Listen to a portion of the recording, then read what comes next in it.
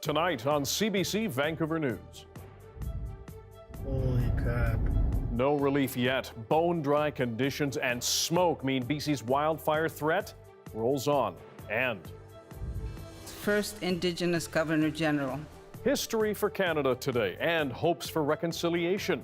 Also, we are happy in Canada as gay married couples. So come to Canada then if you're struggling in Japan. why Japanese Canadians say the Olympic host country has a lot of work to do on LGBTQ acceptance. This is CBC Vancouver News.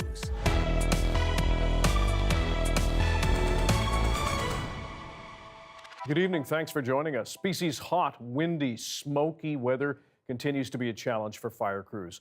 259 blazes are burning across the province, and more than 4,200 properties are on evacuation order, with almost 17,700 on alert. More help is on the way, courtesy of 34 fire personnel now deployed from Australia.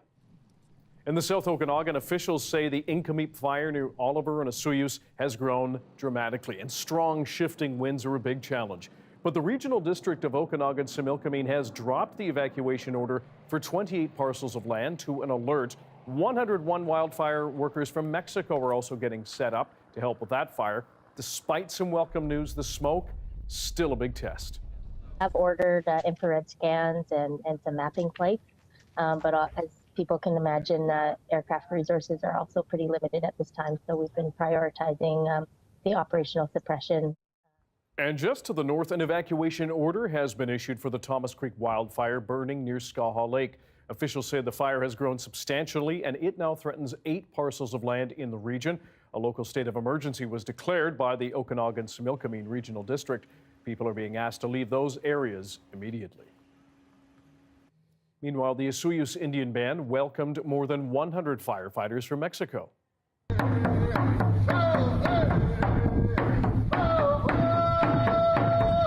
A drummer greeted the dozens of personnel late last night as they began to help prepare to fight the Inkameep Creek wildfire nearby to the Indian Band's land. After they arrived, they were getting rapid COVID tests done and then heading to the interior. The Mexican crews will work alongside local staff for 30 days.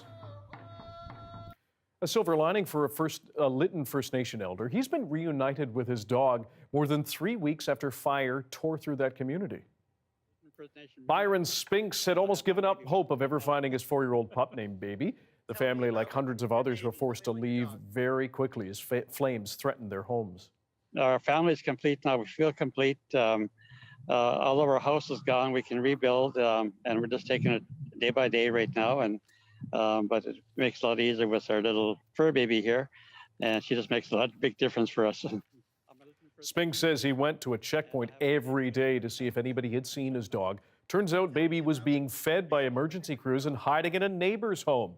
Even though Spinks lost his home, he says having his dog back gives him hope. An Indigenous community threatened by 2 wildfires burning near Kamloops says they are trying to take control of the situation themselves.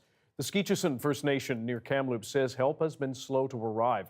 But now, as Susanna Da Silva reports, it is Indigenous knowledge that is helping to protect that community. The Sparks Lake fire burned with a ferocious intensity near the Skichison First Nation, and its devastation is already clear. The soil itself is even burnt to ash. That's how deep this fire got. And as it approached their community of 350 people almost a month ago, they say they felt left on their own. Fires was raging and people were leaving the community. Nobody, for a couple of days, nobody would answer our calls. Nobody would speak to us. So they decided to take measures into their own hands and have continued to do so as that fire and now another are still a threat. 75 people have stayed behind. Some track and map the fire. Others build fire guards like this one, 18 kilometers long, that helped save the high school. And an archaeology team protects sensitive sites. Others care for animals. People know that if their houses burn, nobody's going to come and help them and rebuild like they would for the settler communities at Red Lake. Help now being aided by their local Indigenous knowledge, now guiding the BC Wildfire Service efforts. Back there, they are able to act on the advice that they're given, both on the ground and in the air, both things that we are not capable of. So the partnership is pretty integral, and we found a lot of them left with a better understanding of what it is that Indigenous peoples can bring to the game. While the province has admitted better communication with Indigenous communities is needed, Skeetchison members say collaboration needs to happen all year round, not just during a fire crisis. We have to be much more intuitive and begin managing the forest with fire in the fall and early spring. Practices they say their communities had used for thousands of years to protect the land, more important than ever as devastating fires like this may become more and more common. Susanna Da Silva, CBC News, Vancouver. Just before we get to our provincial weather picture, Environment Canada has now issued a special weather statement for Metro Vancouver, warning of rising temperatures here on the south coast. They'll be up more than 5 degrees later in the week in the hottest weather Thursday to Saturday. Now for the provincial picture, meteorologist Colette Kennedy joins us. We're still waiting for better news for those fires, Colette. Thanks, Dan. You know, it is just such a split in the province in terms of what we're seeing with those fire danger maps, where from central to the north, we're looking at it being low to moderate. But then from central regions south, we go into high and extreme risk. And it's really just this weather pattern that isn't helping us out. In fact, we will continue to have the dry conditions for the southern half of the province carrying on into likely August in terms of what we're seeing is that ridge of high pressure really digging in. We do have some systems coming in that really helps out the north and central coast, but even at points into the central interior where we get some precipitation coming in. But elsewhere, again, still the air quality issues. That statement is in play, especially for Kamloops and those southeast fire stations. And you see the excessive heat warning. Speaking of heat, into the southern interior, that will be building up again as we go into Thursday, Friday, with highs going up towards, in some cases, the mid and upper 30s. So a look at what we have for Vancouver. Clear skies tonight, 15. Tomorrow afternoon, 24. Inland, that's getting closer towards 30, so upper 20s for our highs there. And our dry stretch continuing, breaking a record. We'll talk more about that coming up, Dan. Okay, thanks, Colette.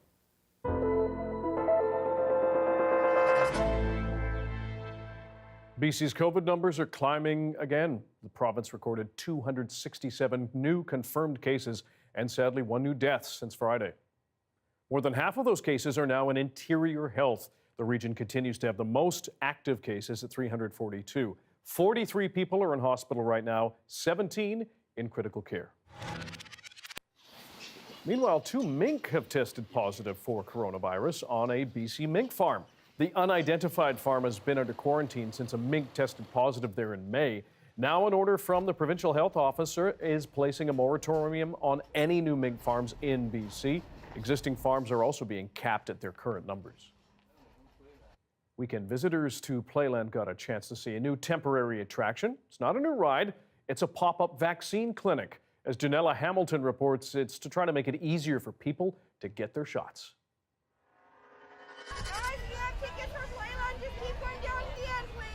Every year, thousands of people flock here to Playland at the PNE, but this year, visitors also had the chance to get their COVID-19 vaccinations before taking in the fun. So we want it to be convenient, simple, seamless, and so we're coming to places where people are already congregating.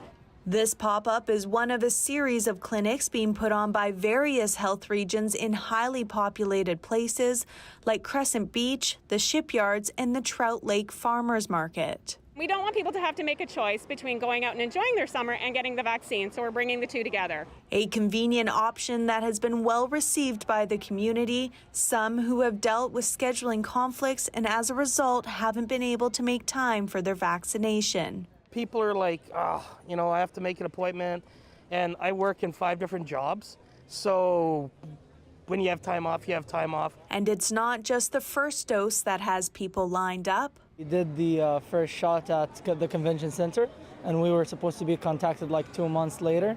And then my wife told me that, you know, there's a walk-in, by the way. We don't have to do all the wait. I just wanted to get it over with, like, really fast. Yeah. Because I hadn't got my message yet, like my text message, so I wanted to get it Yeah, but it's done. been the 7 weeks. So yeah, it's been 7 weeks and I still haven't got it. So The pop-up clinics do give priority to those who haven't had their first dose, but welcome those who have waited more than 7 weeks for their second dose as well. Several other pop-up clinics have been organized through the summer, including one at Vancouver's Pride Festival at the end of the month. Janella Hamilton, CBC News, Vancouver. To other news now. Soon after it went up, a controversial Vancouver police billboard was vandalized this weekend. First touted as a public awareness campaign about distraction thefts, the sign was covered in anti-police graffiti.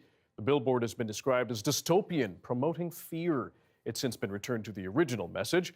Police say there's been a spike in distraction thefts reported this year, but total crime is down nearly 20% so far compared to last year. One of the city's major tourist attractions went on a hiring spree this weekend to try to reopen sometime soon. The Vancouver Aquarium is looking to hire 100 people in food and beverage, guest experience, and building operations. It was forced to close last September because of COVID, but an American-based entertainment company bought it in April. It's expected the aquarium will welcome guests before Labor Day. We have some important schedule changes to tell you about, when and where you will be able to see our newscasts throughout the Olympic Games. A half-hour edition of our newscast will be on CBC TV at 3 p.m. with Anita Bath, Monday to Friday. Then at 6 p.m., we have this newscast on CBC Gem, Facebook, and YouTube, and on our website, cbc.ca/BC, hosted by yours truly.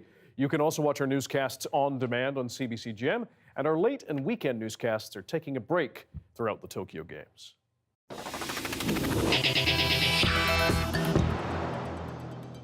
Rainbow flags are flying at City Hall today, marking another start of Pride Week here in Vancouver.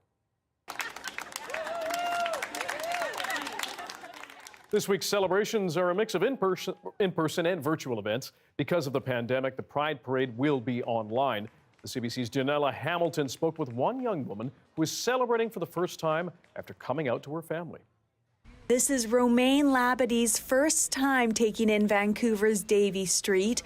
She says the pandemic helped her understand her identity. I came out as bi only last year during the quarantine because I had more time to discover how I felt about myself. Labady says one of the most memorable parts of her visit was learning more about the Jim Diva Plaza. Jim was very proud to be living and working in the West End, you know, and always fighting for equal rights for everybody. Little Sisters Book and Art Emporium, originally owned by Diva, has been around for 38 years and offers a variety of gay and lesbian literature. But there was a time when literature like this wasn't so readily available. Even when they were fighting their court cases back in the 1990s, when books were being censored at the border or held, Jim was in a big fight to try and get all that stuff released. Wilson says having resources like this is helpful for parents who have young children who are coming out. We deal a lot with people that are coming out trans, bisexual, and they feel very comfortable coming here. The parents bring them here, and the kids love it because they're not judged. A sentiment that Andrea Arnott with the Vancouver Pride Society echoes. We know that discrimination still happens for queer and trans non-binary folks in our city, in our province, and so it's still so important for us to have Pride celebration until everyone has that same sense of belonging and safety. This year, Labady will be celebrating with her biggest supporters, her mom and sister. When you're at my age, that you trying to understand who you are, what you like, that was really comforting for me. And so right now, I'm just really happy to walk with my mom and my sister in the gay village. This year's Vancouver Pride celebrations will include a mix of in-person and virtual events. Janella Hamilton, CBC News, Vancouver. Almost 200 LGBTQ athletes are competing at the Tokyo Summer Olympics. And Japan has promised to create a diverse society to match the spirit of the Games. The CBC's Winston Cito spoke with one couple who feel there is still a long way to go. The nice sushi bar, by the way. Tyler Iwata met his love Stephen Hashimoto while living in Japan. After dating long distance for some time, Iwata came to Canada and they married in 2012 because Japan still doesn't allow gay marriage. Iwata says his parents and friends were happy for his wedding in Vancouver, but homophobia in Japan is still strong. If he's sent to the ICU emergency, and because they don't consider myself as family member of him, so that is kind of obstacle for me to just meet him or make a critical decision for him. That's a very, very sad. So they still have a discrimination against the gay people, that gay people shouldn't be the higher position in the company. Hashimoto came to Canada in the 1990s, also frustrated with Japan's intolerance of LGBTQ people. He and Iwata have visited Japan from time to time. Hashimoto says Iwata's parents accept who he is, but other in-laws may not be so supportive. Our marriage is not known to or disclosed to his brother and sister-in-law. So in front of them, we are introduced as friends. Japan still doesn't have laws to protect LGBTQ people from any discrimination. But many advocates are leveraging the Tokyo Olympics to bring inclusion to the country in line with the Olympic spirit. Maru Suzuki is petitioning for Japan's gay rights from Victoria. She says her wife and 2 children have been targeted online by people in Japan. I don't want to hide anymore. And I love my family. I love her. I love my kids. And I don't want to be shame having my partner, having my kids. Minky Warden of Human Rights Watch have been documenting harassment against gay people in Japan for years. She is leading a global campaign from New York to demand the Japanese government act on LGBTQ rights. Canadians can absolutely help with this by asking your government and your sports bodies and others to communicate the expectations that as a host country, Japan should uphold human rights and especially LGBT rights. These 2 men hope Japan will change someday, but in the meantime, they are very thankful for their life together here. We are happy in Canada as gay married couples, so come to Canada then if you're struggling in Japan then. Winston Cito, CBC News, Kelowna. Mary Simon has made history as the first Indigenous person to become Governor General of Canada. Simon's new title comes with a lot of work ahead. As Ashley Burke tells us, it includes healing Indigenous people's relationships with the Crown.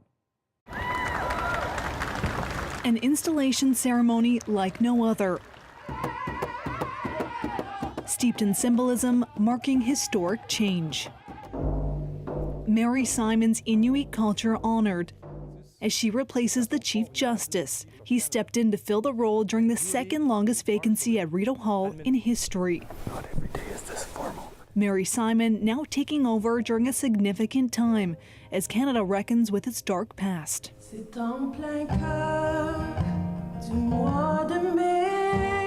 Simon, Canada's former Arctic ambassador and a tireless advocate for Indigenous rights, stood up in the Senate and promised to work against climate change, advocate for mental health, and repair the relationship between Indigenous peoples and the Crown. I have heard from Canadians who describe a renewed sense of possibility for our country and hope that I can bring people together.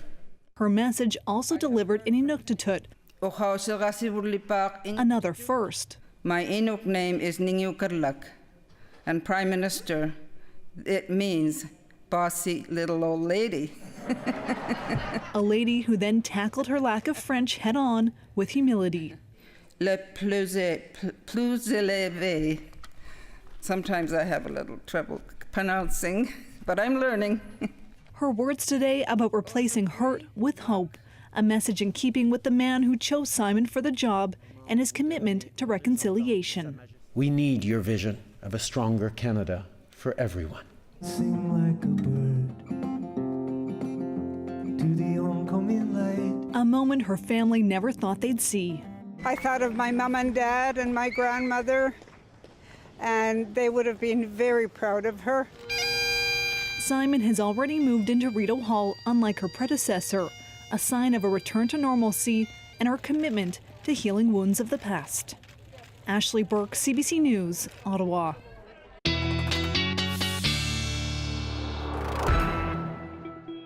Meteorologist Colette Kennedy joins us with the full weather forecast. Now, Colette, we're still waiting for rain. Thanks, Dan. You know, I'd love to be showing you a forecast where we've got some significant rain coming in, but we are seeing the opposite pattern staying the same as we get a ridge building in and dry conditions. And speaking of a dry stretch tomorrow, breaking that record for the length of dry stretch for Vancouver. We haven't seen measurable rain more than 1 millimeter back.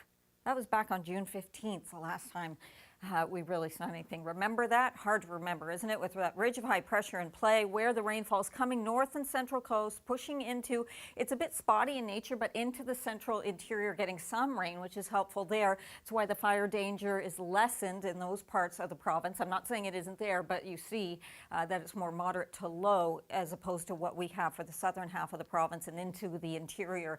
Look at your forecast for tomorrow with those dry conditions persisting. Hope 29. Whistler, you should be up towards 29, by the way. Sunshine Coast, things looking good. And then over towards Abbotsford, we're talking 28, and Vancouver 24, but that inland up towards 29. Here's your 5-day forecast. In fact, let's push it out because we just don't have rain coming until we get into August, and that's taking us a couple days into August, right? And still nothing there. Also heat building, by the way, Dan, as we go towards Friday. Okay, thanks very much, Colette. Back to COVID to wrap up this newscast. Hotels across our province are facing a new set of challenges because of the pandemic. While guests may be returning to pre-pandemic levels, the workforce is not yet. As Isabel Regem shows us, operators are scrambling to fill jobs. Vacuuming and changing the sheets. It's among the long list of chores to do before the next guests arrive. And there's no shortage of work at hotels across the province. The hardest hit has definitely been in places like Tofino, which as soon as the restrictions were lifted, Tofino was full. If you can look past the masks and the plexiglass barriers, the spike in bookings in recent months makes it feel like a typical summer season. But while pre-pandemic guests may have returned, many workers have not. The CEO of BC-based Accent Inns and Hotel Z says while some of their hotels are reaching capacity, they only have 80% of the pre-pandemic workforce. There definitely is a huge labor shortage going on in our province. Management at Wickenanish Inn in Tofino have also been feeling the crunch. They've got 36 positions to fill, a big number, especially this late into the summer. You do need people to make the beds, serve the coffee, deliver the restaurant service, and cook the meals. And those positions are not all skilled positions, but we are in desperate need. Operators say the shortage is due in part to the lack of stable work the industry has been able to offer in the last 18 months. And the loss of foreign temporary workers coming to work in BC has been significant. The need for hotel space for wildfire evacuees has intensified the need for workers. Especially since the restart kicked in July 1st. Many areas around the province experienced a uptick in business, which forced them to do things like not occupy all of their rooms because they just didn't have the capacity to clean them. This hotel has not had to do that yet, but other measures like reducing operating hours at some hotels are some of the ways operators are trying to navigate limited staffing. We've shut the restaurant down for 2 days out of the week. We will put limits on how many people we will serve. Operators say they're pleased to have tourism return. A staff shortage, that's just another pandemic mess to clean up. Isabel Regem, CBC News, Vancouver. You can always find our news program online at cbc.ca/BC. Our late news and weekend newscasts are taking a break, as we mentioned, during the Tokyo Olympic Games. But your next local news is on the early edition on CBC Radio 1. That starts tomorrow morning at 5 o'clock. Have a good night.